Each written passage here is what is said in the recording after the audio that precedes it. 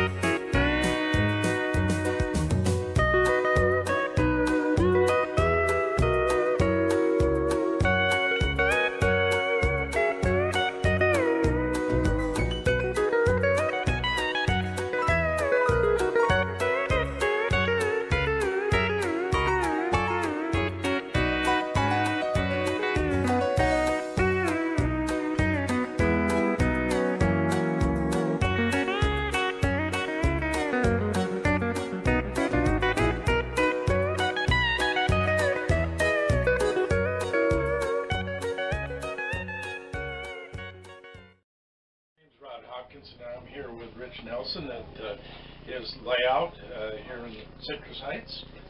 Fair Oaks. And can you tell me a little bit about your layout, please, Rich? Well, there's about 425 feet of track there on the main line. It's all steam pretty much. I pretty much like steam locomotives. It's not live steam, it's battery. We use battery control. You use the controller as what main? It's air wire. Air wire. And the sound? Sound is a combination of Sierra Sound and I forget what the other company is. Yeah, Phoenix Sound. Yeah. Mm-hmm. And then the layout's pretty much set up for operation.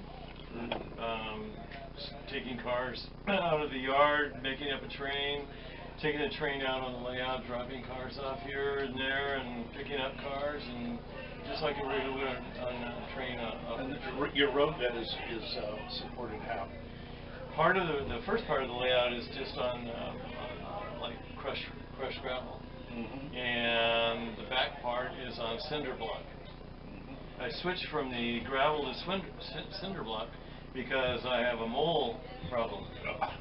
I have a lot of subterranean tunnels under the layout, and it makes a lot of havoc where I just have a gravel base.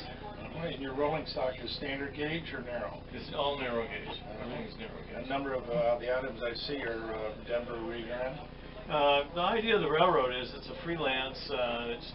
It connects up with the Denver Rio Grande. Denver Rio Grande brings product up to the layout area, and then the Alpine Railroad takes it from there and distributes it through the valley, and then makes up train loads to go back down through the Denver Rio Grande. I noticed that a lot of your steam engines are a little different than a normal steam engine, a standard gauge engine. Are they Heislers or? No, these are K27s, and then behind there are consolidations, and then the back are moguls. Yeah, it's all pretty much standard gauge rod engines, and behind over there there's some geared locomotives, some shades. And you said, what was the name of your railroad again? Alpine Railroad. Alpine Railroad. And how did you come by that name? Oh, it's supposed to be located in the mountain.